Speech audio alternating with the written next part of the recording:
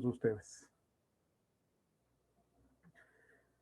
Bien, vamos entonces a continuar los siguientes temas, que en esta parte son netamente muy teóricos, pero es menester para poder entender todo el proceso. Nos habíamos quedado en la revisión de la propuesta de los hermanos de Subiría, que ha sido parte también de nuestro trabajo curricular en el Ecuador, el denominado hexágono curricular, donde se presentan dos partes, matriz básica y matriz didáctica. Ya sabemos las 6 partes que componen esta propuesta: propósitos, contenido, secuenciación, sugerencias metodológicas, recursos y evaluación. Entonces, partiendo de ese hecho que hemos recorrido en este momento, haciendo un análisis sobre cómo ha venido a través del tiempo, de la historia, el desarrollo de la propuesta del currículum educativo, desde la antigua Grecia hasta prácticamente nuestros días. Voy a enfocarme un poco más en el asunto de Ecuador, que a veces nos olvidamos muchísimo cuando tenemos un estudio de estos, pero la razón de ser es que nuestro país es el que estamos nosotros analizando directamente y el cual trabajamos. Breves datos en el Ecuador son tomados como referencia sobre todo de algunos libros de internet, etcétera, haciendo análisis de ello. Si recordamos nosotros, sobre todo en la época colonial, ya la presencia de los españoles aquí en el Ecuador, después del famoso 12 de octubre de 1492, que se reconoce como un cambio importante, histórico y político, social en el mundo, con el denominado, entre comillas, descubrimiento de América, que para muchos no fue un descubrimiento, fue imposición de cosas y que cambiaron muchos hechos y se perdieron muchos conocimientos, situaciones, etcétera. Entonces, el Ecuador, como parte de ello en Latinoamérica, se tiene datos que el primer colegio que se creó en el Ecuador fue 1551, específicamente época colonial. Como ustedes se dan cuenta, pues este colegio habíamos hablado un poquito que está dentro del trabajo netamente artesanal, sobre todo la formación de estas personas para elaborar materiales artesanales, en especial como escuela, la idea de que quienes estén dentro de ellos puedan desarrollar pintura y escultura, involucrados directamente con el quehacer de la Iglesia Católica. Lo sabemos y tenemos muchas de esas propuestas en la ciudad de Quito, sobre todo en las iglesias. Tenemos más adelante como Colegio San Juan Evangelista, que es el que más adelante en 1568 se convertirá como el San Andrés en Quito. Y como universidades, aquí algo importante, buscando un poquito de referencia, tomemos en cuenta nuestro país, que era parte de este virreinato del Perú. Nuestro país, el Ecuador, Quito, era real audiencia, es decir, parte, hablemos en general, una provincia de esta real audiencia, o sea, la capital estaba en Lima y Quito era una sucursal de esto, era parte.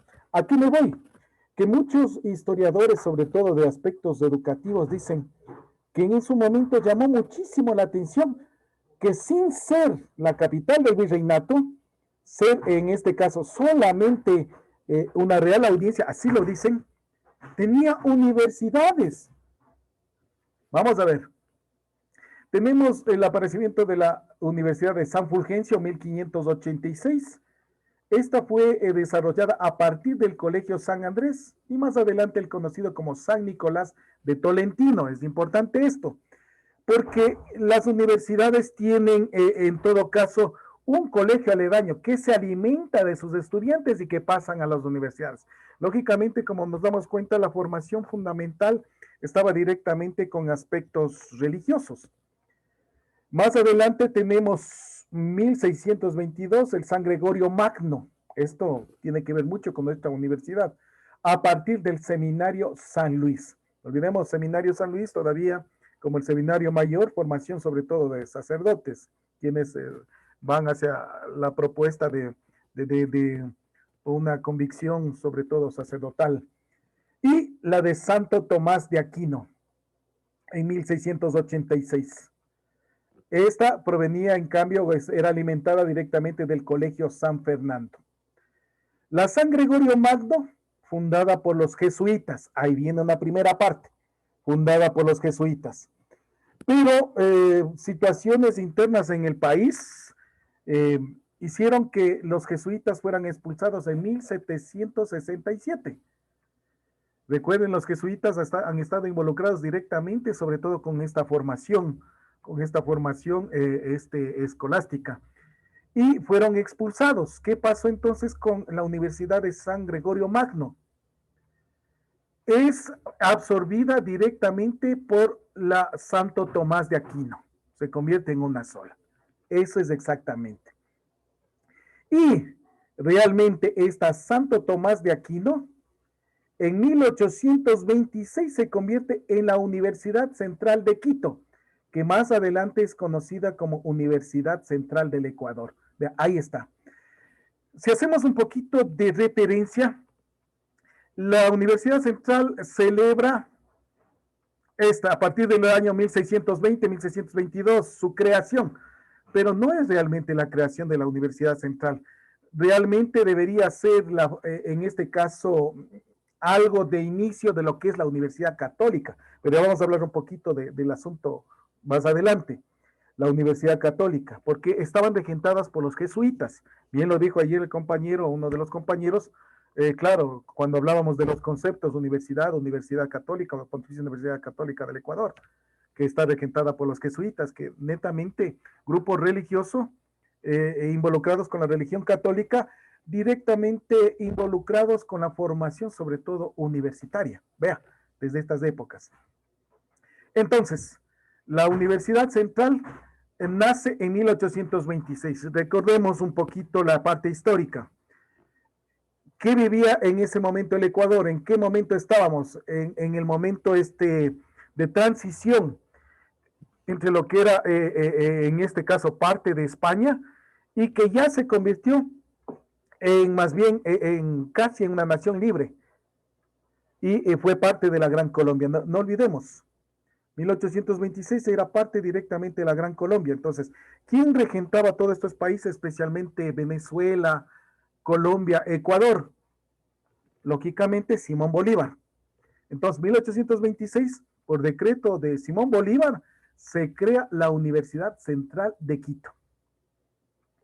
Y que más adelante, en el gobierno de Vicente Rocafuerte, pasa el nombre a Universidad Central del Ecuador, y lo que es hoy esa Universidad Central. Mire cómo se ha ido desarrollando el proceso, sobre todo como instituciones educativas en nuestro país. Ahora bien, ¿qué cambios ha habido y hasta para entender los procesos educativos y curriculares?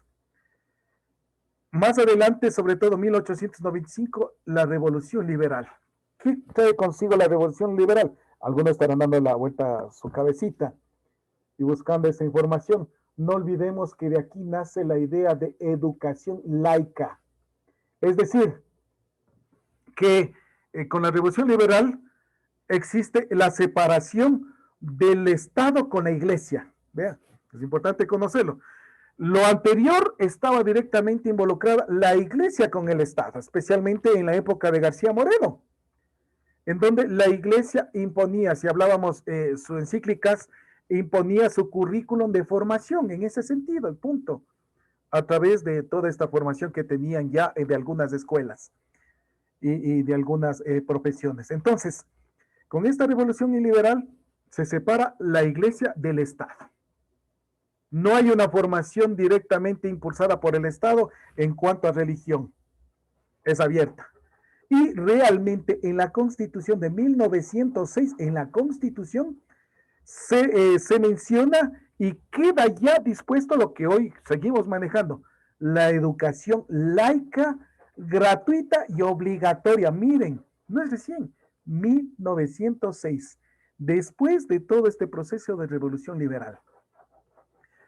Damos un salto cuántico porque luego viene a nivel mundial, ya sabemos, la Primera Guerra Mundial, la Segunda Guerra Mundial, el bajón social económico en el planeta, y como es guerra mundial, el Ecuador también tiene que pagar sus situaciones porque como hace exportaciones a los países de primer mundo, especialmente Estados Unidos, entonces baja también su situación económica por el envío, por las ventas. Y no olvidemos que tuvimos también parte de, en nuestro continente, en nuestro sector, en la Segunda Guerra Mundial, la famosa guerra con el Perú. Sí, que tuvimos sobre todo la guerra del 41 que mencionamos, y que el final de ese contexto termina con la pérdida de una gran parte del territorio del oriente ecuatoriano, en donde desde el punto de vista histórico y qué sé yo, alegaban los peruanos que el Ecuador nunca existió, que en todo caso había el Tahuantinsuyo, si vamos un poco más antes de la época colonial. Y el Quito, por lo que era el reino de los Quitus, Quito era parte del virreinato del Perú. Esa ha sido siempre la pelea. Entonces entendamos, no meternos o enfrascarnos en situaciones de heroicismo, sino entendimiento histórico. Y de pronto quienes estuvieron representando al Ecuador no estuvieron tan bien preparados. Eso es lo que me da a mí la idea. No estuvieron bien preparados como representantes diplomáticos, que perdimos ese territorio ecuatoriano. Y sobre todo se llevaron porque ya comenzaban a moverse los hilos económicos a nivel del mundo con el tejimaneje sobre todo del petróleo y los derivados del petróleo.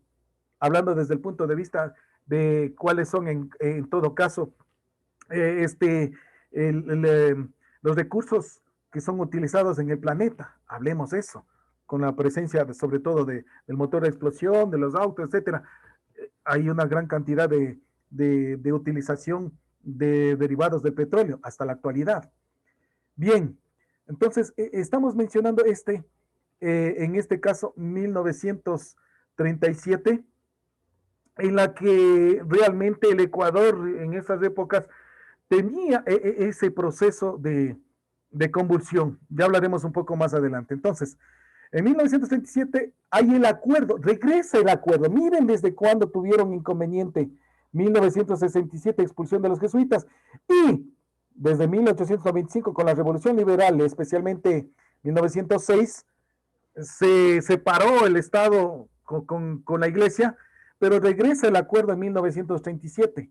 Hay un nuevo acuerdo de la Iglesia-Estado y se devolvió la personalidad jurídica a las entidades eclesiásticas. Miren, acá, respetando su libertad dentro del régimen de separación de Iglesia y Estado. Seguimos siendo educación laica, gratuita, obligatoria, pero con la idea de que se da su personalidad, se respeta a la Iglesia. Y en ese caso, bajo esa conjugación de nuevo acuerdo, Iglesia, se funda la Universidad Católica de Ecuador, de la cual somos parte, señores. Por eso de que se toma en cuenta este año, 1946, como año de nacimiento de la PUCE Quito. Para no olvidarnos, ya que estamos en este contexto, nuestra Universidad Católica del Ecuador, sede Ibarra, inicia sus labores en el año 1976 en las aulas del Colegio Sánchez y Cifuentes. Es importante esto para ir tomando como referencia. Miren, entonces hay nueva propuesta. La Universidad Católica va comenzando a crear carreras hasta lo que hoy conocemos y reconocidas sobre todo a nivel local, nacional, internacional. 1960, hay la creación, miren cuánto tiempo ha pasado, creación del Departamento de Planificación Integral de la Educación en el Ministerio de Educación Nacional. ¿Qué pasó desde la Revolución Liberal, la Constitución, desde 1906 hasta 1960? Pasaron casi 60 años, en donde de pronto el proceso educativo la podían hacer como quieran. Interesante. Y no olvidemos que decíamos 1941-42, el Ecuador ingresa a esta guerra con el Perú, en el cual perdemos una gran cantidad de espacio territorial, y nos hicieron firmar el famoso tratado de protocolo de Río de Janeiro, bajo el argumento de que firme o simplemente seguirán muriendo sus compatriotas. Eso más o menos lo que tenemos como conocimiento. Y la firma fue en este caso bajo la observación de, de varios entes internacionales en los cuales incluye Brasil, Argentina, Estados Unidos especialmente. Entonces ellos dan el visto bueno y por lo tanto está considerado los nuevos límites como tal. Algún momento se mencionaba por varios presidentes de que ese fue un tratado injusto, no real, llamamos el Caín de América al Perú, etcétera, y que debemos recuperar, no reconocemos el tratado. No, señores, un principio fundamental básico aquí. Un Estado, si firma a través de sus autoridades un convenio internacional, pues existen tribunales internacionales que determinarán, en este caso, cuán aceptable o no es una acción. Y si el Ecuador firmó, gústenos o no, eso fue desde 1942 ya del Perú. No nos vengan con situaciones que hemos perdido hasta vidas humanas. Al final, los latinoamericanos somos uno solo. Bien. Entonces, con esta creación se comienza a desarrollar la propuesta curricular 1960. En 1964 se inicia una reforma, pasaron 4 años, reforma del sistema educativo con este departamento, de la mano del denominado primer plan de desarrollo de educación para el decenio. Entonces, miren, ya se habla del decenio, hoy hablamos del plan decenal, 1964 a 1973. Viene el primer plan que instituyó un ciclo básico y otro diversificado. ¿Recuerdan? Tal vez ustedes fueron parte de esas unidades educativas, de esos colegios donde teníamos ciclo básico hasta tercer curso y el ciclo diversificado cuarto, quinto y sexto curso.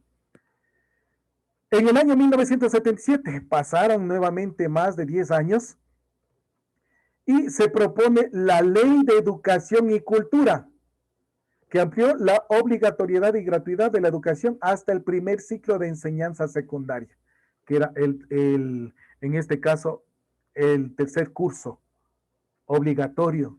Entonces, miren, de aquí a partir de 1977 se viene la nueva propuesta, que de pronto fuimos parte de ese proceso, al menos yo lo hablo, y que se tenían unos libros que manejaban el planes curriculares, los profesores utilizaban arriba, abajo, izquierda, derecha, y simplemente cuando iban a dar clases, algunos revisaban, aquí toca ahorita esto. Recién en ese momento veían, ¿qué es lo que tenían que dar? Llegamos a 1979. Hay un cambio sustancial social.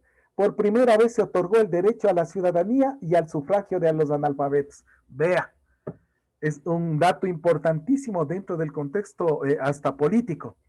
1979 se termina este gran proceso de dictadura, sobre todo que empezó con la caída del 5 veces presidente del Ecuador, José María Velasco Ibarra, quien, si recordamos un poquito, y que de pronto no están en los libros de historia, que fue en este caso suspendido su gobierno por su comandante en jefe de las Fuerzas Armadas, Guillermo Rodríguez Lara. Y él se autonombró como el presidente, y así era, presidente revolucionario del Ecuador. Y recuerdo, yo estaba en alguno de los grados, en primer grado creo que fue, y llegaron los militares a la escuela. Yo estudiaba el 28 de septiembre, escuela fiscal. Y llegaron los militares en los camiones armados y con fundas. Fue la primera vez que, no sé si fue antes, pero yo recuerdo esa vez que llegaron con fundas de colores azules, amarillos, verdes, para entregar, y rojos, para entregar el material didáctico a cada estudiante. Y los cuadernos decían Gobierno Revolucionario del Ecuador, de Rodríguez Lara, y en la parte posterior era el Ecuador es y será país amazónico, estoy recordando, y decía el Ecuador nos pertenece, y era la mano de alguien ahí dibujado, puesto ahí un puñal, como diciendo de que era un robo por parte del Perú. Y dentro de eso estaba la tabla de multiplicar. Vea, estamos recordando. Recuerdo también algo en los últimos videos de que esos cuadernos fueron utilizados por muchos peruanos y hasta los libros, por muchos peruanos que estaban en territorios cercanos a la frontera del Ecuador. Vean, así es. Y ellos consideraban que eran más o menos casi ecuatorianos porque tenía ese informe. Aquí comenzamos a ver lo que se denomina el currículum oculto, con la entrega en los cuadernos, toda la imagen, gobierno revolucionario, y decía de que cada ecuatoriano que nace tiene $20,000 bajo el brazo, porque ahí comenzó el boom del petróleo. Empezaron los análisis en los años 68, 69, y su producción específicamente 71, 72, especialmente cuando llegó Rodríguez Lara, fue el boom del petróleo. De a partir de esos años hasta ahora, ¿cuántos millones de barriles de petróleo y cuánta cantidad de dinero se han obtenido en nombre de los recursos de todos los ecuatorianos? Es importante ir mencionando. Y habían cambios, no se olviden, en la Constitución estaba el 30% del presupuesto del Estado para la educación, así estaba. Hoy se habla el 6% del Producto Interno Bruto para la educación, no se cumple. Bueno, eso es currículum oculto. De forma curricular consensual, se plantea entonces una nueva ley de educación en 1983, perdón, 79, la primera vez que se otorgó el sufragio a los analfabetos. Sube el nuevo gobierno, recordemos que después de Rodríguez Lara, recordando un poco, había el triunvirato que estaban los 3 generales de las fuerzas, aérea, marítima y terrestre. Y dentro de esas hay que recordar un poco históricamente, porque tiene que ver también con toda la convivencia, sobre todo de Imbabura. Hay el nombre del Coliseo aquí en Ibarra, de quien fue presidente de ese triunvirato, el general Luis Leoro Franco, comandante de la Fuerza Aérea. Y gracias a él se logró construir ese coliseo que está ahí. Se construyó la famosa piscina olímpica de Ibarra. Y hubieron algunas obras inmensas y lamentablemente tengo entendido que autoridades de la ciudad de Ibarra y de la provincia de Imbabura les entregó dinero para que realicen obras. Si no lo sabían, pues hay que conocer, principio fundamental hasta diagnóstico. Obras, pero en algunos casos que dijeron, no, Ibarra no necesita. Ese dinero fue retirado y fue a la provincia de, en este caso tengo entendido, Tungurahua y a la provincia de Chimborazo. Dineros que estaban aquí para que realicen las obras. Una de esas que era el nombre de la escuela de la hermana, Ana Luisa Leoro. Ya todo eso es historia y es proceso educativo. Bueno, en el año 1983 se plantea una nueva ley de educación, la misma que no introdujo cambios en cuanto a los niveles educativos. O sea, se mantenía la primaria con los 6 grados y la secundaria donde estaba ciclo básico y ciclo diversificado. ¿Sí recordamos eso? 1983. No olvidemos que más adelante se proponen sobre todo las famosas campañas de alfabetización en la época del gobierno de Rodrigo Borja. Damos un salto cuántico. ¿Cuándo cambió? 1996. Se presenta la denominada, vea, 1996, reforma curricular consensuada, con la obligatoriedad de una educación básica de 10 años. Ahí aparece, vea, la famosa escuela o unidad educativa con la escuela de 10 años de educación básica. Viene, pero no se estaba aplicando todavía. Se habla ahí ya de inclusión del primer nivel escolar en el sistema formal del primer año. La eliminación de los niveles de primaria y secundaria por educación básica hasta el 10º año y bachillerato.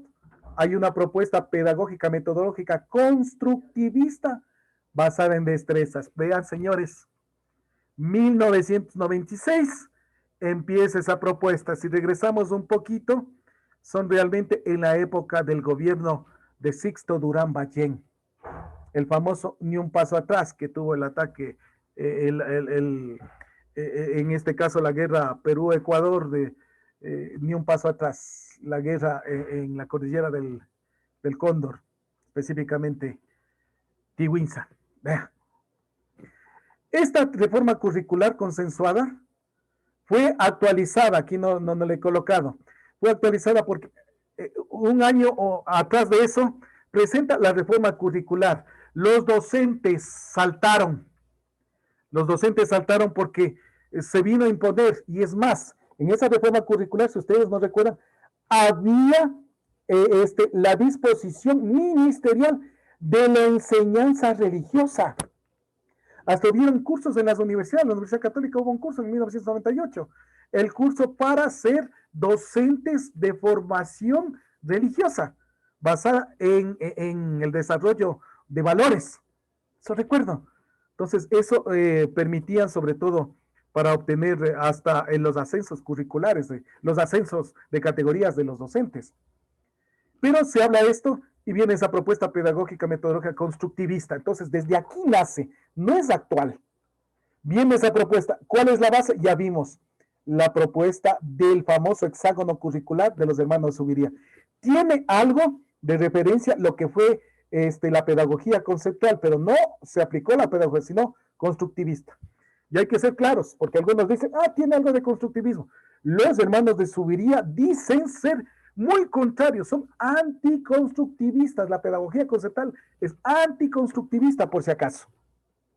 Hay que ser muy claros en eso. Entonces, por eso, para estar a tono de lo que dicen la mayoría de países y todo lo demás, nuestro sistema constructivista toma los principios fundamentales de los hermanos de Subiría. Y ahí, desde esa época, comienza a hablarse sobre todo de los famosos mentepactos que tenían locos a muchos en el norte del país. En Quito, igual, alguna de las unidades educativas, el Vygotsky, sobre todo, cuyo dueño es uno de los pedagogos conceptuales del Ecuador, manejaban esta estructura bajo el desarrollo del pensamiento. Vea, modelo pedagógico que iba bajo estas propuestas nuevas y que encerraban también lo que se conoció en su momento como el desarrollo de los 6 niveles de lectura, que me parecía interesantísimo. Bien. Aquí hablamos, 1926. Damos un salto cuántico 10 años más adelante, con todas las convulsiones que ha habido en el país, la caída de gobiernos, el Doctor, le cambio interrumpo, constante. perdón. Cuénteme, Los 6 dígame. niveles de lectura decía que estaba, o sea, fueron de los hermanos Subiría. Correcto. Dentro de la propuesta de pedagogía conceptual, ellos tenían justamente como propuesta de desarrollo los denominados 6 niveles de lectura. Usted creo que sí conoció en su momento que la Universidad Católica también desarrolló mucho eso. Tenía una propuesta Sí, curricular, especialmente en sí. la unidad educativa, bajo la idea del desarrollo del pensamiento. Sí, Entonces, doctor. perfecto. Y son propios de ellos, hay que reconocer porque muchas veces se tomaron como propuestas ministeriales. Y lo lamentable de Justamente por esto, eso le pregunto. sí, se tomaron como propuestas ministeriales, como que habían inventado el agua tibia y de pronto tenían otros nombres, otras personas, no se colocaban ni quiénes eran los autores y de pronto se cogía algún tema de aquí por acá y estaba mal. Es más, les comento que para la famosa proceso de formación profesional a los docentes, sobre todo en el año 2008 hasta el 2011, cuando hubo esta propuesta para mejoramiento académico y curricular a los docentes por parte del ministerio, ustedes recuerdan. Lo digo porque, como les había comentado, pues me invitaron a ser parte de ese equipo. Los documentos que nos entregaban venían documentos justamente con propuestas de los hermanos de Subiría, pero mutilados. Hablaban de los 6 niveles de lectura, del cual escogían solamente uno o dos, pero no había el proceso, o sea, la secuenciación. Y rompían los argumentos, y cuando veía los libros, digo, no, esto está mal, esto no es así. Y colocaban cualquier, no es así. Es más, nuestra universidad, la primera maestría, del cual fui parte y muchos de los profesores de la universidad, seguimos justamente maestría en desarrollo del pensamiento y educación, bajo la propuesta de pedagogía conceptual y la idea de innovación educativa. Por eso lo menciono. Caso contrario, pues estaría también dudando. Pueden buscar ahora que es más fácil en Internet. Bien, gracias, señorita Berito, por las preguntas. Gracias, Entonces, doctor. entonces, estamos hablando que aquí, en el plan decenal, ya después de este salto cuántico, se propone 2006 al 2015 el primer plan decenal. La universalización de la educación infantil ya se habla desde los 0 a 5 años, la pre-básica, y de la educación general de primero a 10 años de educación básica. Miren, no es una propuesta propia de ellos. Esto vimos, ya se dan cuenta, es de la época de Sixto Durán Ballén. Lamentablemente acá le copiaron, le presentaron como algún argumento, pero no hicieron un estudio real. Acá ya fue un poco más aceptable con propuestas mexicanas, españolas, bolivianas. Así de sencillo. Y algo de Colombia. Así nace la propuesta nuestra. Y del Ecuador casi no se tomó en cuenta nada, ni siquiera un análisis diagnóstico. Este plan decenal justamente se mantuvo de 2006 al 2015. Características de que era un currículum cerrado, no podía hacer nada. Esa es la gran diferencia con el nuevo currículum que vamos a ver un poco más adelante. Era cerrado, era a disposición y pare de contar, usted a trabajar. Lo que le digan tiene que hacer y pare de contar. Eso fue, no olvidemos, al menos quienes han trabajado en esa época. Hoy es currículum abierto, un poco más flexible, un poco más flexible. En 2010, durante este proceso, porque había un cambio, no había ni los libros, no había ni siquiera dentro de la ley de educación el proceso, ni había el plan curricular, pero ya estaba dispuesto este plan. O sea, se lanzaba ya algo sin haber todavía lo demás, estaba vacío. Se comenzaron a engranar estas propuestas. Ustedes recordarán. Y a partir del 2010 recién, luego que se lanzó el 2006, se presenta la propuesta de actualización y fortalecimiento curricular para comenzar a ser aplicada en el año 2010-2011. Por eso, bien lo que decía el compañero allá, realmente en los primeros años fueron en estos, 2011-2012, cuando se aplicó los primeros exámenes, los exámenes de ingreso a la universidad, los exámenes de para ubicar a los estudiantes, los exámenes generales. Sí, era también parte de esta propuesta. Entonces, en la actualización y fortalecimiento, ahí nos dieron la propuesta curricular, ahí se mencionó nuevamente el famoso diamante curricular que mencionaban que ellos habían descubierto, elaborado, se dieron cuenta que es una propuesta ecuatoriana. Y yo les decía, como les mencionaba pues al equipo de la doctora Kramer que estuvieron acá en la Universidad Técnica, le digo, no, pues si ese es simplemente quitado lo que es el hexágono curricular de los hermanos Zubiría. Sí, sí, pero usted conocerá de eso. Bueno, así de sencillo. El plan decenal 2016, que es el que estamos utilizando, que está todavía activo, mientras no se cambie y tengan la regulación respectiva, es con características de abierto e inclusivo como fundamento. Es el plan que estamos aplicando y el que le vamos a tratar de reconocer en todo su contexto durante el día de hoy y el día lunes. Perdón, le interrumpo, doctor. En la anterior diapositiva, ¿me puede aclarar a qué específicamente se refiere el plan decenal? ¿Por qué tiene ese nombre? Bien, DC porque viene de 10. Entonces, el plan decenal significa 10 años. Si hacemos De los 10 cuenta, niveles de educación general básica. no, eso no tiene nada que ver. Son 10 años contados, 2006 a 2015. Es el plan decenal. Ya. Por eso dice, señores, aquí en 10 años este será el currículum y no será cambiado. Ese es. Ya, doctor, gracias. Clarísimo ahora. Muy amable por la pregunta, sí, porque a veces quedan ahí. Si tienen alguna otra, con todo gusto, otra pregunta. No por algunos también pensaban por los 10 años. Recuerde que los 10 años estaban ya desde la época del 96, hasta el 10º año. Y se hablaba ya ahí los niveles, sobre todo, de educación básica, el 96. Pero ahí todavía no se podía aplicar y hablar de eso. Estaba ya dispuesta en la reforma curricular, pero no se podía aplicar porque no había ni materiales, no había ni propuesta y no tenían conocimiento, solamente tenían esta propuesta en libro, en aceptación, los sabios del Ministerio de Educación, así de sencillo. Bien, por eso hoy hablamos del plan decenal, 10 años más, 2016-2025, cuya característica currículo abierto o inclusivo. Con la propuesta nueva que viene con la nueva ley de educación, este plan decenal tendrá que rediseñarse. Porque, ¿quién me dice por qué? Yo, porque si estamos hablando de innovación educativa y con los cambios que están permanentemente, 10 años no podemos mantener en vigencia tanto tiempo algo que ya no esté adaptado a la situación actual. Podría ser algo un poco más conciso, más directo. Tal vez puede ser por las nuevas leyes de la LOEI.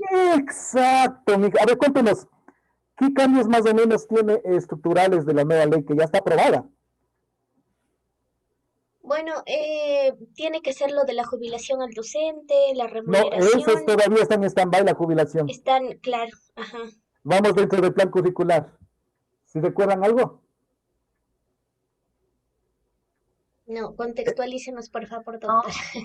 No, con todo gusto, para eso estamos. Sí, a veces no podemos. Miren, la propuesta directamente curricular es que se desaparece el famoso bachillerato general unificado. Se le lanza al tacho de basura. Primera parte. Reaparece la nueva idea de bachilleratos por especialidades. Algunos hablan de que es un retroceso, pero de pronto eso viene a responder a las necesidades. Para que el estudiante, la idea es, como tuvimos nosotros la oportunidad, de se formen ya con bases sólidas desde el colegio, hablemos desde las unidades educativas, desde el bachillerato, para las universidades. Lean un poquito eso. Se regresan a las especialidades. Es posible que se regrese a química, biología, físico-matemático, a sociales, con el fin de fortalecer esa especialidad desde el bachillerato. Es la primera parte. Si la reforma curricular, en este caso, el plan decenal que estamos aplicando ahorita, no contempla eso, contempla solamente la parte que decimos del bachillerato general unificado, entonces tendrá que deshacerse, porque tiene que establecerse un nuevo currículo dispuesto para lo que hoy dice esa ley. La ley de educación está aprobada, está aprobada. Está en stand-by dos puntos sumamente fuertes. El asunto de salarios a los docentes y lo que acabó de decir la compañera sobre el tiempo de jubilación. Eso está dado y en este caso un espacio de máximo 6 meses. O sea, en 6 meses ya se conocerá qué pasa. En 6 meses se dará el veredicto. Se le ha regresado esos dos puntos, especialmente a la Asamblea, al Ministerio de Educación y al Ministerio de Finanzas para ver si se puede cubrir. Vea, es fácil. Todo eso fue analizado en su momento, partiendo del hecho que hasta en la ley magna del Estado, que es la Constitución, está clarito y en forma general, el 6% del Producto Interno Bruto para la educación. Y con eso se cumple todito. Doctor, para estar claros, usted dice que este plan decenal no es del todo factible, el que está vigente ahorita del 2016. A ver si es que estoy clara, le digo, doctor, o si es que todavía no entiendo. Mencionaba que el plan decenal vigente del 2016 al 2025 no es como aplicable, no encuentro la palabra, se me fue. Esa era la palabra, quizás no dure hasta ahorita diríamos está en stand-by, o sea, este plan, mientras no exista otro, lo continuamos. Pero decía que tiene que cambiar inmediatamente porque la ley ha cambiado. Eso es todo. Tiene que cambiar. Tiene que cambiar, quiera o no. Entonces los autos del ministerio tendrán que presentar una nueva propuesta curricular. Y ustedes de pronto ahorita con esta formación y alimentarnos, pueden ser parte de los equipos de esos que sean contratados por el ministerio. Y ahí también me quedó todavía una duda, doctor, que quiero cubrir este vacío que tengo. Era porque ahora mismo está contemplado el bachillerato general unificado, pero se requiere que sea por especialidades. Correcto, porque la nueva ley está aprobada que se va a abrir especialidades. Ya, doctora, ahí sí quedó clara. Muy bien. A esto necesita entonces de que se plantee el reglamento a la ley. ¿Cómo se aplicará esa ley? Pero recuerden que de pronto puede suceder como lo que sucedió desde el 96, que hubo ya esa nueva propuesta, pero como no había aplicado, seguía hasta que apareció esto. Ahorita tenemos una nueva ley, ahorita padres de familia, sobre todo docentes, dirigentes de la UNE, de docentes en general, están exigiendo y por lo tanto el ministerio va a tener que trabajar a 1000 con esa nueva propuesta curricular. Miren, pero mientras tanto nosotros seguimos trabajando, no romperá mucho los esquemas porque la propuesta que se presenta son la utilización de codificaciones internacionales, entonces no variará mucho. Lo que vamos a aprender ahora no es que no nos va a servir, sino que nos ayuda a entender lo que viene más adelante. Y sobre todo aplicar hasta donde sea necesario. Yo creo que educación básica se mantendrá todavía en ese sentido. Bien.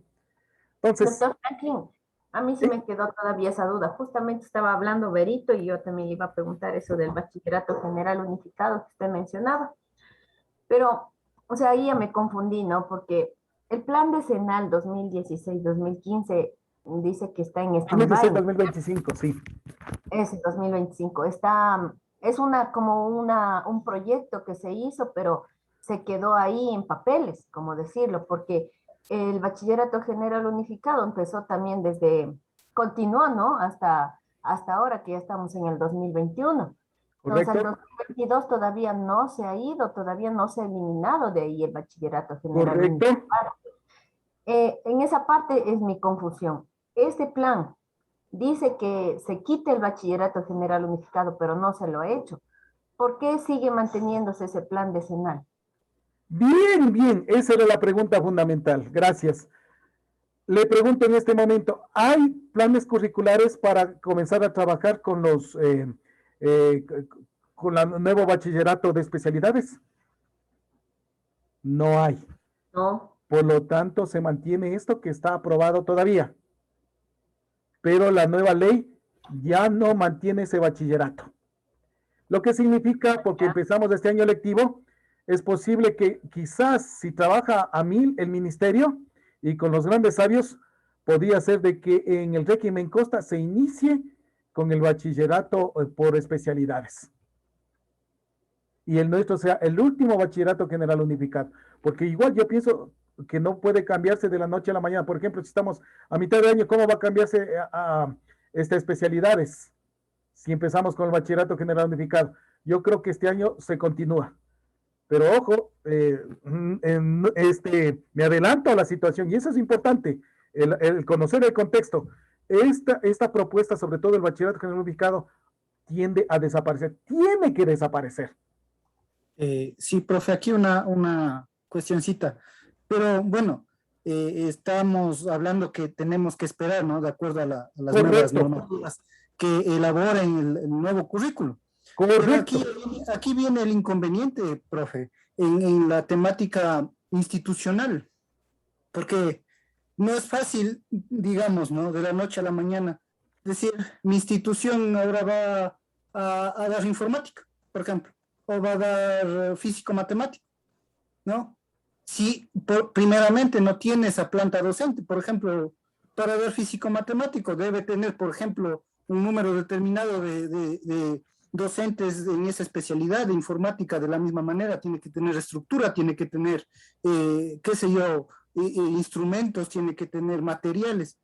Entonces, yo pienso que es muy complejo hacer el cambio ahora. Sí, en este año yo creo que no. Se establece ahora y la institución tiene que hacerle mañana. No, me parece que esto debe ser un análisis bastante complejo de parte de la institución, ¿no? Porque ya está, digamos, ya está establecido ya las nuevas normativas, después elaboran el nuevo currículum y ahí va a la parte fundamental que es la aplicabilidad, ¿no? Entonces, como digo, no es fácil decir, ya, ahora yo primero soy BGU, ahora les voy a dar, qué sé yo, químico biólogo. Les voy a dar lo que a mí se me ocurra. Debe haber un estudio de acuerdo a la necesidad. Aquí viene, como decía, el contexto, a la necesidad, al medio en donde yo voy a aplicar esto, porque es muy complicado, es muy complejo hacerla de la noche a la mañana, ¿no? Me parece, esa es mi apreciación. Mis felicitaciones a cada uno de ustedes. Esa es la mentalidad del docente, de que no somos conformistas, ni tampoco, venga que venga, sino analizar las situaciones, las posibilidades. ¿Qué decíamos? Lo que venga, no importa y nos comenzamos. Lo que usted acaba de decir es una realidad brutal, porque regresamos a las especialidades. Ahora, lo que yo creo van a determinar es las instituciones, qué capacidad tienen. Y yo creo que la mayoría de instituciones se va a ir por sociales, porque tiene en todo caso menos cantidad de profesionales especializados en matemática, química. Es más, hay una realidad a nivel nacional. No existen profesores, docentes, me refiero, docentes que tengan en este momento títulos de físico, matemático y de químico biólogos especializados. Lo que últimamente las universidades, sobre todo a tercer nivel, lo que habían es licenciaturas para enseñanza de educación básica, licenciatura para la enseñanza de adultos, licenciatura en inglés. Bueno, pero si ustedes hacen un análisis, no hay físico, matemáticos ni químico biólogos. Yo tengo el título de químico biólogo y créanme de que instituciones por todos lados me han buscado para llenar esas propuestas porque están en el bachillerato. Y en algún momento me pidieron hasta el ministerio desarrollar las pruebas. Y cuando yo me digo, ¿para qué? Es para reubicar. Le digo, si yo no quiero. Entonces, mire eso. Eso va a haber una de las situaciones. Y hoy por hoy no es que no existen problemas. Mi institución educativa, como le mencionaba, con estas disposiciones ministerio del famoso quiero ser maestro 1, 2, 3, 4, 5, 6, 7, que hubo alguna serie de inconvenientes, se llamaban para rellenar algunos espacios, pero lo menos que se llenan realmente es físico, matemático, matemáticos de pronto hay, por lo que hay ingenieros, pero físico, matemáticos, químicos, es más, ya rompe otra situación, porque dentro del contexto y el plan curricular, en las áreas, el área de ciencias naturales está incluido química, biología, ciencias naturales y física. Y los químicos biólogos no tenemos esa especialidad de física. Y los de matemáticas obtuvieron, los que son todavía docentes, el título físico-matemático, están en dos áreas. O sea, esas son las realidades. No se olviden, y aquí que mencionaron que bueno, en el plan decenal primero, del 2006 al 2015, no se olviden especialmente en los años 2011, 2012, en el plan curricular apareció una asignatura interesantísima mundialmente que se hizo famosa, pero que en nuestro país causó una serie de estragos. Físico-química en bachillerato, ¿no recuerdan? Y cuando se realizaban los distributivos, no atinaban quién vaya a dar esa asignatura, o si el profesor de física o el profesor de química. Y no estoy mintiendo, ¿sabe quiénes terminaron dando eso? Muchas veces los profesores de física, de cultura física. Porque en algún momento cuando yo fui al distrito a solicitar para llenar, porque necesitaba profesor de tal cosa para tal asignatura, y me enviaban otro, me enviaban hasta de artes, no necesito yo artes, necesito acá tal. ¿Saben lo que me dijeron? Usted utiliza el personal y punto, no se haga problema, distribuya, que reúnan las 30 horas laborales, pare de contar. Eso fue lo que me contestaron del distrito. ¿Alguien quería hablar? Bien, el asunto que viene en adelante es complicado y ustedes ya van a saber cómo elaborar ese currículum con todas estas propuestas. ¿Alguien quería decir algo? Con todo gusto. Sí, doctor, lo que pasa es que, bueno, de aquí es algo que parte incluso desde la formación misma o cómo se ha ido dando la formación. Yo tuve la oportunidad de trabajar acá en la Universidad Técnica desde el 2012 en los cursos nivelatorios de los que ya tenían para las carreras y los que ya ganaban cupo para los estudiantes. Y como usted manifiesta, una de las carreras que menos demanda tenía era la de docentes para física y matemática. Así es. Se abrían siempre los 40 cupos para ellos, pero habían solo 13, 15, 18 aspirantes, no había. Son altos, ¿verdad? Entonces, es un número. exacto, y después lo que hizo la universidad fue lanzar la adaptación a la carrera de ciencias exactas como para abarcar más demanda, digamos, para abarcar más estudiantes, para poder llenar esas carreras que se estaban quedando vacías. Y la otra situación es que, de cierta manera, la decadencia que ha tenido la carrera docente es lo que también ha arrastrado a esto, que nadie quiera ser ya profesor. Correcto. Por eso es que el Estado se quedó sin profesores y por eso nació esto del quiero ser maestro. Creo yo, desde mi punto de vista ya como docente, que yo también gané en el quiero ser maestro y soy ingeniero. En el quiero ser maestro 3 hace 5 años. Entonces, esto sí es parte de incluso de las políticas mismo mal dadas, como usted bien manifiesta históricamente, pasar de un 30% que se ha dado del PIB, que antiguamente estaba dado para la educación, a reducirse a un 6%, es algo dramático. Y es No algo se dramático cumple. y no se cumple por el hecho mismo de las políticas, ¿no? Y la otra cosa es que incluso no hay esa motivación.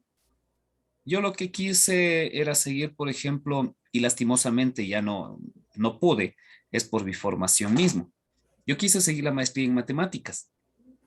Me presenté a la Universidad Central, me presenté a la de Ambato también, donde hay las maestrías en matemáticas, pero por mi formación, por mi perfil no puedo, porque soy ingeniero, no soy en ciencias de la educación. Exacto. El conocimiento matemático lo tengo, pero la parte pedagógica no la tengo dentro de mi formación. Pero, y eso fue lo que también limitó el hecho de que no pueda asistir a este tipo de especializaciones. Y la otra es que por ejemplo, para educación, muchas universidades ofertan, por no decirle la mayoría de las universidades ofertan. ¿Y por qué no ofertan también para matemáticas? Entonces, ahí es donde va a haber esa falencia radical cuando se vuelva a las especialidades, lo que decía Danielito. ¿Dónde vamos a tener los docentes en matemáticas? ¿A dónde va a recurrir el Estado nuevamente? A los ingenieros. Sí. Entonces, ¿y dónde va a quedar el ingeniero? Únicamente se va a quedar como ingeniero sin una especialización en matemática como debería ser. Ahí es donde, o sea, es un poquito de las incongruencias que se van dando desde la parte administrativa, desde el país, digamos, y lastimosamente no podemos acceder a maestrías en este caso, en las cuales nos sintamos como en las especialidades, como cuando Perfeccionamiento y escogí todo, yo, sí. exacto, como cuando yo escogí mi especialidad de físico matemático en el año 94, que me gradué en el 97 del Colegio San Francisco.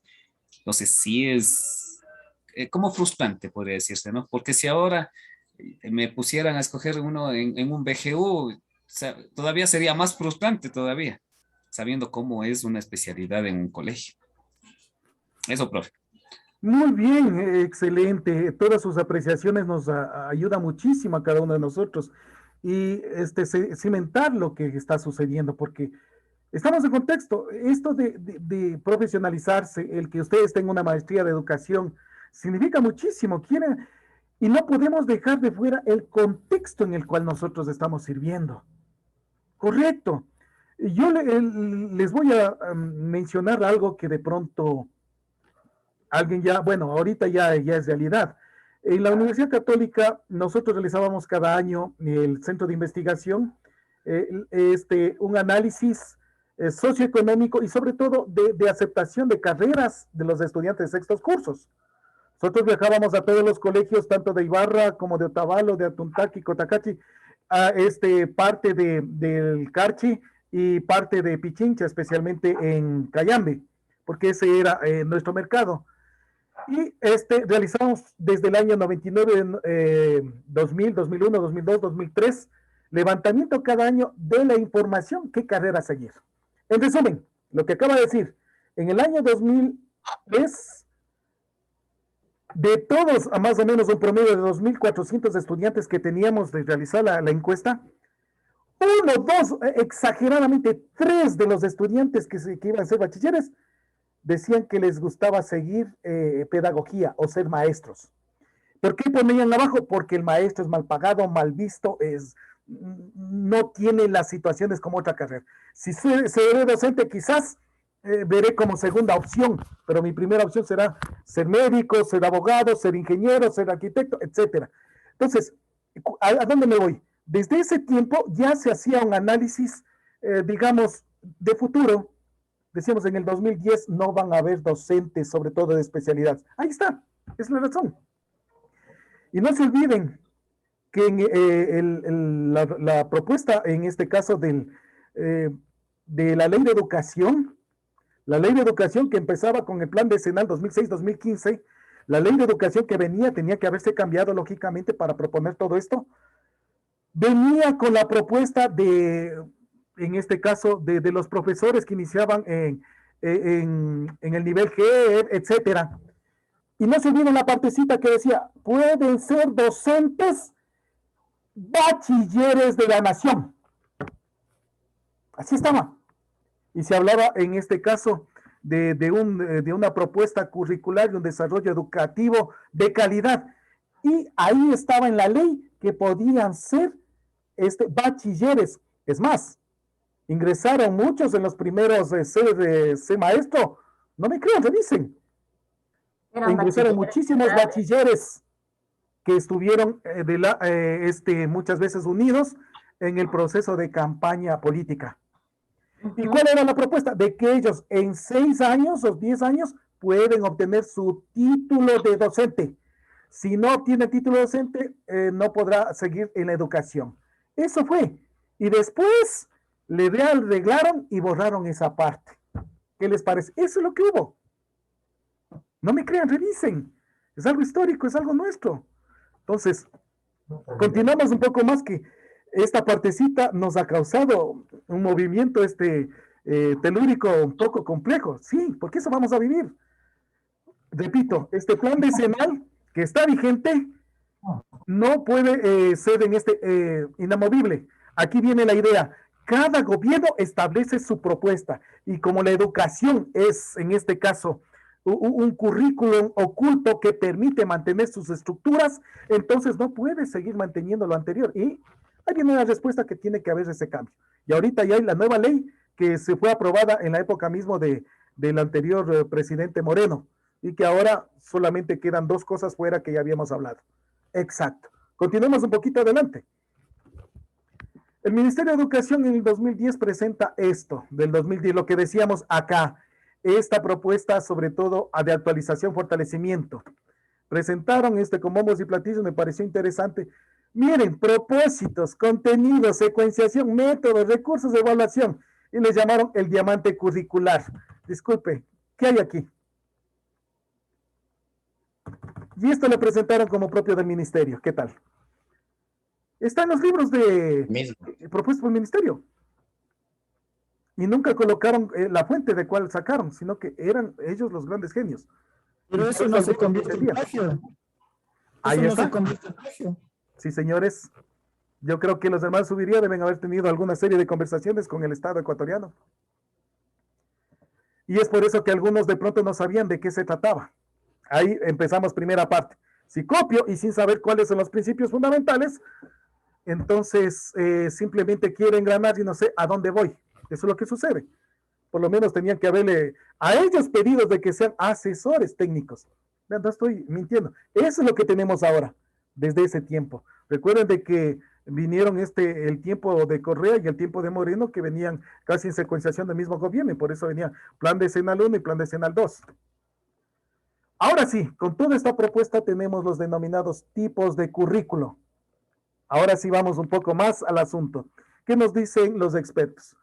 El currículo oficial, ya sabemos, se describe de manera documental a través de planes y programas, materiales didácticos, guías y objetivos del sistema. ¿Cuál es el sistema? Aquí hay un solo sistema. El sistema es Ministerio de Educación. El sistema de educación es uno solo en el Ecuador. Y el único ente que regula ese sistema es Ministerio de Educación. Bien, ¿por qué lo digo esto? Porque nosotros, les comento así a breves rasgos, yo pertenezco a una institución a nivel nacional que es Monseñor Leonidas Proaño, Enseñanza de Jóvenes y Adultos, deben haber escuchado. Aquí en Ibarra nos conocían como la educación a distancia de Monseñor Leonidas Proaño, pero es la UNEDI, la educación semipresencial, no era nunca a distancia. Y tenemos unidades educativas en todo el Ecuador. Y bajo esa idea, pues nació como, desde el 91, 92, nació como Sistema de Educación a Distancia del Ecuador, Monseñor Leonidas Proaño. Reconocido por el ministerio, con todo, etcétera. Cuando viene la nueva propuesta del plan decenal, luego dijeron, a ver, Guambrito, siéntense acá. No hay 2 sistemas en el país. El único sistema es el Sistema Nacional regido por el Ministerio de Educación. Ustedes son subsistema, por lo que están a nivel nacional. Subsistema. Entonces, a partir de eso, hasta los nombres van cambiando. Es Subsistema de Educación Semipresencial para Jóvenes y Adultos, Monseñor Leonidas Proaño. Entonces, eso es importante. Aquí está justo esto. ¿Por qué me detuve? Porque aquí está una palabrita importante. Currículum oficial, objetivos del sistema. ¿Cuál es el sistema? A nivel nacional. Se basa en los fundamentos del sistema educativo vigente, que mediante leyes y reales decretos, ahí, no podían ellos lanzarse este plan decenal y luego continuar con el nuevo plan decenal mientras no exista la estructura legal. Por eso en ese tiempo tuvo que cambiar la ley de educación, en donde se nos inculcaron muchas cosas, desde el hecho de 30 horas de clase al docente y 10 horas administrativas, y que debemos cumplir las 8 horas ahí en la institución, etcétera. ¿Se acuerdan todo eso? Que después fueron dando cambios interesantes, pero todavía falta. Con la nueva ley, por si acaso, les comento, la nueva ley que está aprobada, la nueva carga horaria del docente es de 25 horas, no las 30 horas. Ya quitaron. Ah, ya ven. Lean un poquito esa parte. Ya está aprobado. Ah, wow, eso no he sabido. Algunas instituciones están pensando en eso, sobre todo las particulares, porque si ya se viene la propuesta y se aplica porque tiene que entrar al registro oficial directamente en estos días, creo que se aplicará a partir del segundo quimestre régimen Sierra y régimen Oriente. Y eso cambiará también propuesta curricular. Vea. Imagínate, dentro del currículo de estas leyes también está establecido esto de los contratos y nombramientos provisionales. Correcto, claro. Ahí en la ley de educación está clarito. La ley dice cuáles son en este caso quienes contratan y quiénes son los que van a ejercer el trabajo. Recuerden que la primera ley que fue derogada se admitía hasta bachilleres. Acá se habla profesionales que tengan lineamiento para la enseñanza de estas asignaturas. Así dice, cambiaron. Porque no hay profesores. Porque tiene más peso un contrato que un nombramiento provisional que sea elegible. ¿A qué se debe eso? No. Le comento, legalmente, así nos dispusieron en las autoridades institucionales, cuando comenzaron a venir los famosos ganadores de concurso. Los primeros que salen fuera de la institución son los contratos.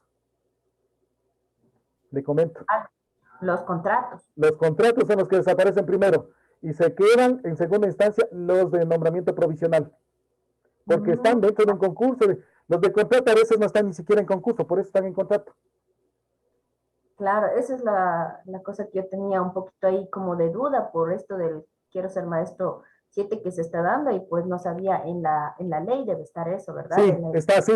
Y así nos dispusieron a nosotros. Pero le cuento que a veces solamente se burlan de las autoridades y las instituciones que tenemos, en este caso, las partidas fiscales. ¿Por qué? Porque sí ha habido hasta mi institución que han salido compañeros que están con nombramiento provisional y se han quedado 1 o 2 contratos. O sea, uno dice, ¿qué pasó? ¿Qué hubo aquí?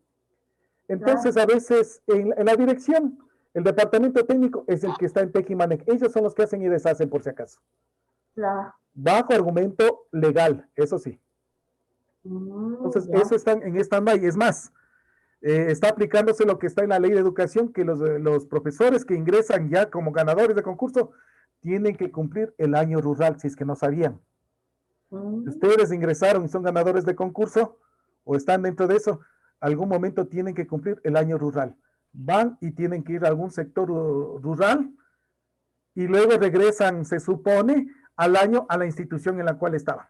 Así es. Sí, justamente, profe, le comento, yo estoy en ese proceso, ¿no? Ya ve. Justamente este año me designaron para el año rural. Exacto.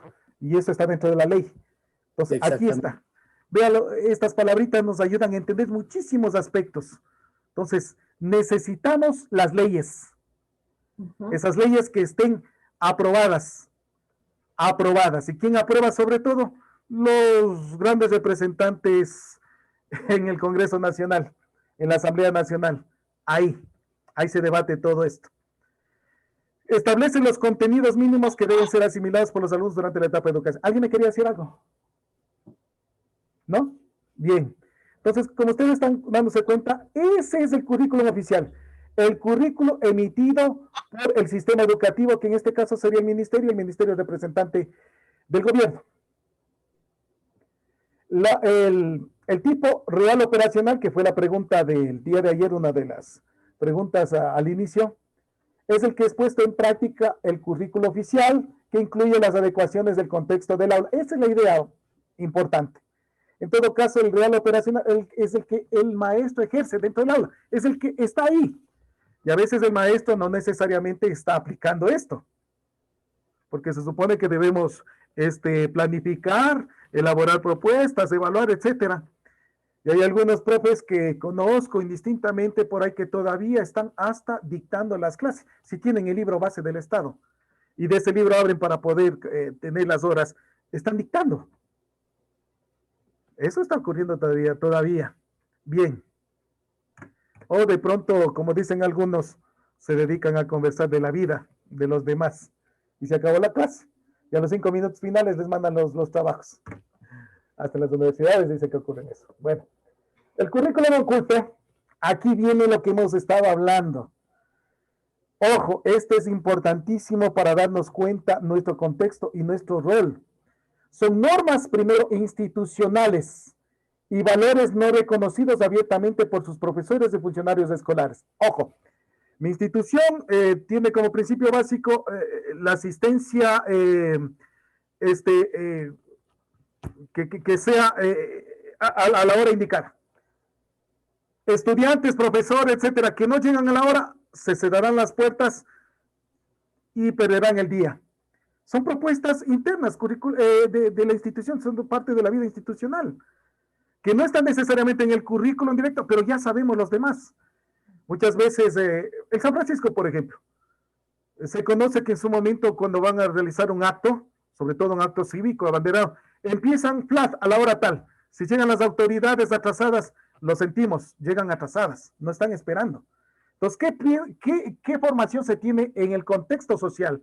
Uy, acá no puedo atrasarme porque aquí empiezan, así no esté, toca nomás ir. Entonces, va dando una formación que no está incluida en el currículo, pero es parte de ese sistema. Aquí en nuestra Universidad Católica, por ejemplo, tenemos la situación de formación integral con valores cristianos, en la que de pronto, como dicen, claro, ya nos van a dar misa. Es parte de la vida, pero acá fundamentalmente el estudiante como propuesta, en este caso del Estado, no se le puede exigir. No se le exige en este caso que de pronto se cambie de religión o lo que sea. Lo que sí hay dentro del aspecto institucional, el respeto a los principios y formación, porque el estudiante, el docente que ingresa a una institución se supone que conoce lo que tiene, que conoce lo que es. Hablemos de un ejemplo en las instituciones educativas, dentro del asunto como uno de los requisitos hasta para poder graduarse, estaba el hecho de que el estudiante de tercer bachillerato tiene que realizar el famoso juramento a la bandera, que es parte importante cívico, social. Y las personas que tenían algún tipo de religión dicen, no pueden jurar. No pueden jurar, pero pueden realizar la promesa, que es muy diferente. Yo tuve la oportunidad de trabajar, por ejemplo, en una institución que era evangélica, de la 4 de julio, que era del Teodoro Anderson de Quito. Y ellos, en su contexto institucional, cumplían con lo establecido por el ministerio. En el caso del Día del Abanderado y del juramento a la bandera, los estudiantes no realizaban el juramento, simplemente se acercaban a la bandera y decían, sí prometo. Y los estudiantes que eran extranjeros llegan a la bandera y colocan, por ejemplo, un ramo de flores, dicen, no juro, pero respeto todo su constitución, leyes y principios del Estado, porque es parte de la institución. Entonces, eso es algo del currículum oculto que forma parte de valores que no están directamente reconocidos, son parte de esto. Entonces, su profundidad de impacto a veces llega a resultar mayores que los del currículo, muchas veces eso, llegan a resultar mayores que el currículo oficial. En el Teodoro Gómez que estábamos, si llegábamos atrasados, recuerdo, era servicio especial, y a recoger todos los papeles que se encontraban a los alrededores. Entonces, ¿qué es lo que tenía que hacer uno para evitar todo eso? Simplemente no llegar atrasado, sino llegar a tiempo y correctamente uniformado. Porque recuerdo, hoy ya no se puede hacer eso. Los inspectores habían estado desde la puerta, si le veían con el cabello largo, las uñas, iban al frente, había un peluquero y le cortaba el cabello. Hoy no se puede hacer esas cosas. Entonces, Pero había procesos en los que decían, no, tengo que ir así, tengo que ir bien vestido, lustrar los zapatos. Eran principios del currículum oculto. Aquí se manifiesta como situaciones institucionales, pero ojo, el currículum oculto más bien está directamente involucrado con el Estado y especialmente con el gobierno de turno, que a través de la fuerza que ejerce porque tiene en sus manos el sistema educativo, emana disposiciones que serán cumplidas por las autoridades institucionales y los docentes. Y a través de los docentes se cumplirá, de hecho, lo que establece, sin indicar de qué es enseñar, simplemente porque somos parte de eso. A eso se refiere el video. El video, los docentes o el docente de ahí está cumpliendo su rol como docente de una sociedad en la que le están exigiendo de que lleve a los estudiantes para que se convierta otro ladrillo en la pared, no un cerebro, sino otro ladrillo que tape esa pared que necesita el Estado. Eso es todo. Entonces, ese es el currículum oculto, que muchas veces nos abrimos, ya si de pronto en algún instante en los años 60, 70 y hasta 80 se hablaban, no, son profesores rojos, son profesores comunistas, son profesores que se mencionaba en ese sentido, porque pensábamos, buscábamos mejores alternativas. El currículum nulo, ese también, ojo, se incluye en el currículum nulo todos aquellos temas de estudio o contenidos que no se consideran tan relevantes y que no se prevé enseñar a los alumnos, ni tampoco que formen parte de las evaluaciones. Entonces, por ejemplo, el currículum nulo está ahí. La propuesta del curricular es acá que, dependiendo la situación de la institución, puede escoger los temas y subtemas fundamentales, sin olvidarse los mínimos requeridos. Ahí está. Entonces, está dentro del currículum oficial, pero muchos de estos temas no. Por ejemplo, en mi institución educativa, cada periodo realizamos una reunión de áreas y como somos semipresenciales dirigidos a jóvenes y adultos que trabajan, entonces no podemos estar con todos los temas y subtemas tal como está. Tenemos que escoger los temas fundamentales de eso y que no estén repetidos de pronto en años anteriores. En química, biología se repiten. Entonces, que exista una secuenciación. Y de esos libros del Estado, nosotros elaboramos, en este caso, los abstracts con la parte fundamental y elaboramos guías didácticas para que trabajen cada semana. Esa es la propuesta curricular, en este caso, que es propia de nuestra institución. En otras palabras, el estudiante llega, se matricula, inicia el año lectivo, le entregamos el material de todas las asignaturas, la guía de todas las asignaturas, y va a saber desde el primer día qué trabajo tiene, qué temas y subtemas, qué es lo que tiene que elaborar y cuándo debe entregar. Así de pronto exista un paro nacional, el estudiante sabe que esta semana le correspondía esto. Exactamente, lo que se trabaja más o menos en educación a distancia, sobre todo en la UTPL, cuando le entregan a usted la guía didáctica. Y usted sabe que tiene que entregar, llueve, tiene relampaguee, ese material, así en ese sentido. Entonces, el currículum nulo es eso, el que no se le toma en cuenta, pero está ahí. El principal valor del currículum nulo es el organizativo, pues con ese tiene constancia de lo que se deja fuera y lo que se incluye en el programa. Exactamente. El por qué hay un informe de la Junta de Área indicando a octavo, noveno, décimo, primero, segundo, tercero, ¿por qué se deja fuera? ¿Con qué situación? ¿Y por qué se mantienen los otros? O de pronto también a veces hay una parte que no están en los libros que necesitamos buscar un material extra para tomarlo en cuenta y que sea parte de esa secuenciación de formación. Características del currículo, partiendo de propuesta de la UNESCO, no olvidemos la entidad encargada de la Organización de Naciones Unidas para el Desarrollo de la Educación y la Tecnología, y especialmente en los países mal denominados tercermundistas, como los de Latinoamérica, en donde siempre están ellos evaluando sobre todo cómo va desarrollándose el proceso educativo. La característica del currículo del Ministerio de Educación es cerrado, porque es un currículum en este caso oficial, que no podemos cambiarlo, tacharlo, simplemente lo podemos evitar, como acabo de mencionar. Abierto, porque yo puedo engranar algún tema que yo necesite para continuar con esa secuenciación. Flexible, como habíamos dicho, cambiar, buscar sobre todo, la flexibilidad está sobre todo en el meso y en el micro fundamentalmente. ¿Cómo trabajar? ¿Cómo llegar con los estudiantes? No solamente libros, sino con otro material de mayor posibilidad para obtención de resultados. E inclusive, aquí se habla, bueno, esto de inclusive, habíamos hablado muchísimo en algún momento, sin irme en contra. Ustedes manifestaron muy bien, yo estoy muy de acuerdo con esta situación inclusive, pero recordemos, los profesionales, sobre todo docentes, y ustedes como profesionales de otras áreas, no han tenido la oportunidad, especialmente son de otras áreas, de una formación pedagógica, mucho menos de un proceso inclusive. ¿A qué se refiere? De que de todo aspecto, especialmente en aspecto, si tienen alguna deficiencia, sobre todo física, intelectual, en especial intelectual, no podemos cerrar las puertas. Esto ustedes lo saben. Y tienen que hacerle ahí los alcances curriculares propios para el estudiante, dependiendo del estudio que se realice en el DC y a veces en la Dirección de Educación, que hablaremos más adelante de eso. Yo digo, en este caso, nosotros fuimos formados en un proceso de, pongámosle, de un nivel medio aceptable, los estudiantes que no tengan inconvenientes. No hemos sido formados en una psicología inclusiva para poder manejar, por ejemplo, estudiantes que no pueden hablar. No, muchos desconocemos nosotros el lenguaje de señas. Ahí está la inclusividad.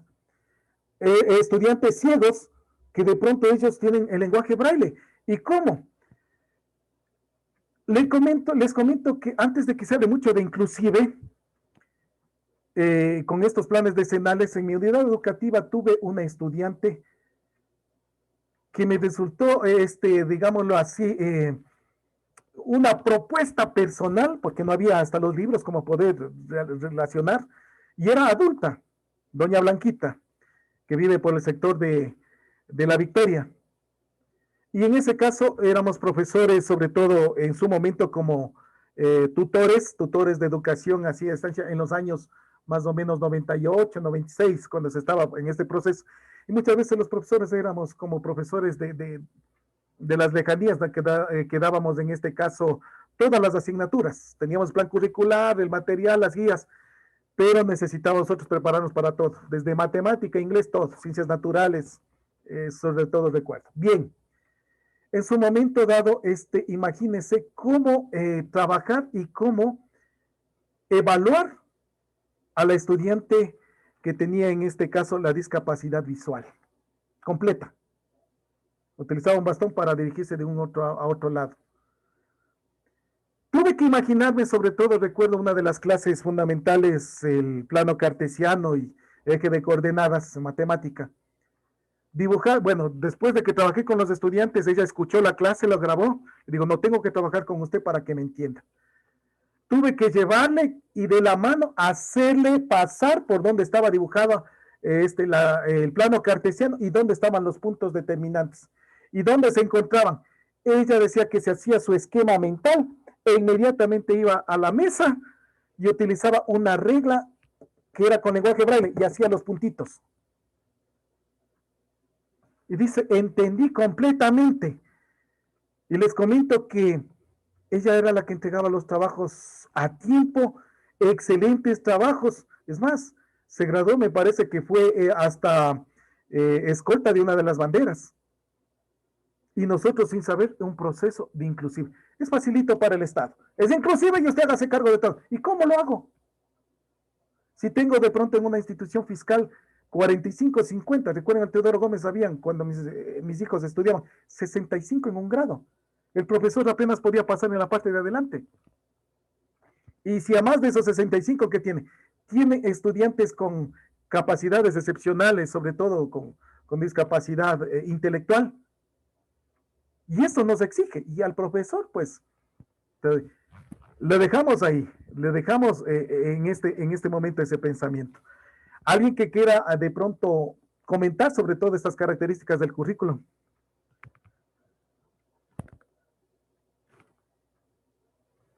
Avanzamos. Yo tengo una duda, doctor. Claro, dígame, señorita Benito. ¿Cómo usted pudo realizar la evaluación a la señora con la que trabajó con la discapacidad visual? El momento de la evaluación, le cuento, las mismas preguntas que le tomé a los estudiantes le tomé a ella.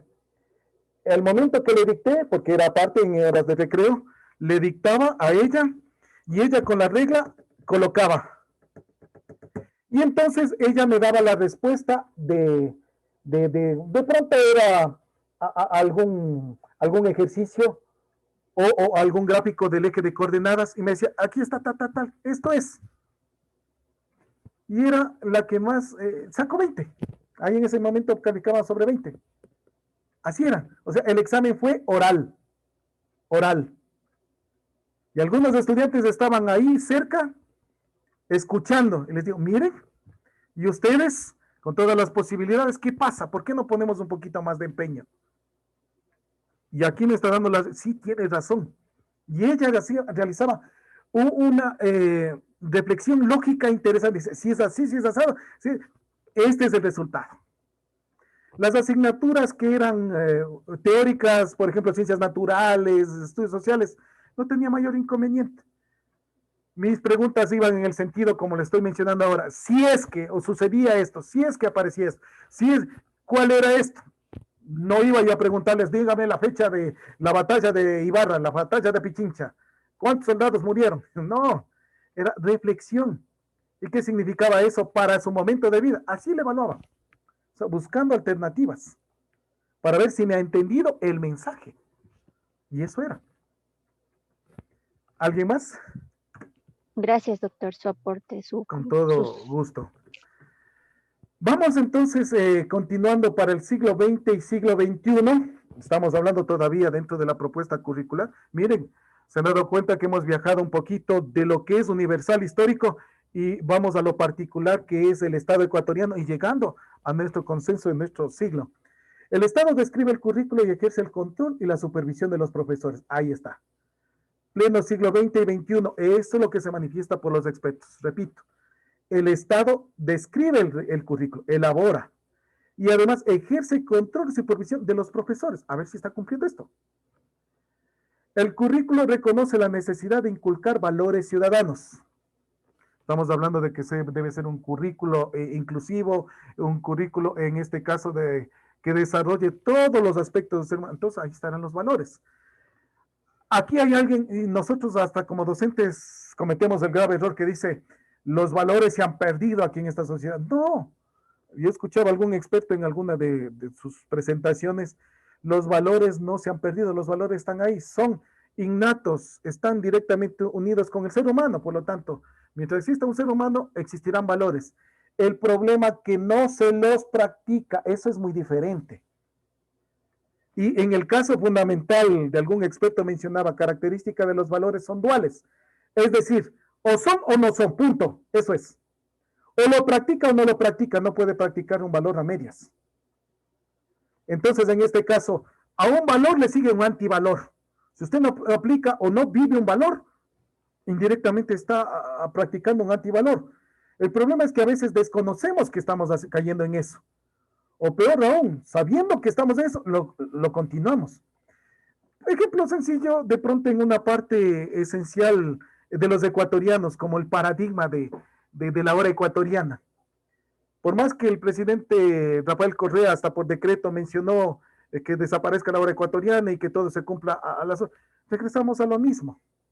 Entonces, o somos puntuales o somos impuntuales. Eso es todo. Eso es todo. Lógicamente, los seres humanos no somos perfectos, somos perfectibles. Y en algún momento hay circunstancias para todos que tenemos que entenderla. Pero si de pronto usted conoce a alguien que todos los días le dice, ahorita se murió mi perro, ahorita se enfermó mi tal, tuve problemas con las llantas, ¿qué le viene a la mente? Yo en algún momento cuando estaba con el inspector general de mi institución, alguien que venía aquí, porque no ha ido a clase, porque no ha entrado a la hora correcta, porque no ha entregado las tareas, me venía que se le ha muerto el abuelito, que se le ha muerto la abuelita, 5 veces creo que se le murió la abuelita y tenía yo ahí registrado. Le digo, vea, como dicen algunos, sobre todo por el sector de Otavalo, hay que hacerse una limpia, una cura, porque usted va a acabar con toda la familia y con todos sus vecinos alrededor. Y de pronto aparece una vez la abuelita y le digo, uy, disculpe, yo pensé que estaba así porque aquí está, vea. Bueno, esto es inculcar valores. Bien lo dijeron ayer muchos de ustedes.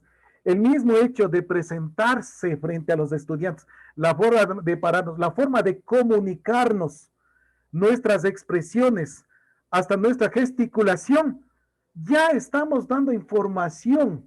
¿Y por qué no decirlo? Formación en valores. Los profesores se convierten paulatinamente en instrumentos de la reproducción de los mensajes ideológicos. Vea, esto es lo que estamos hablando del currículum oculto, siglo XX y siglo XXI.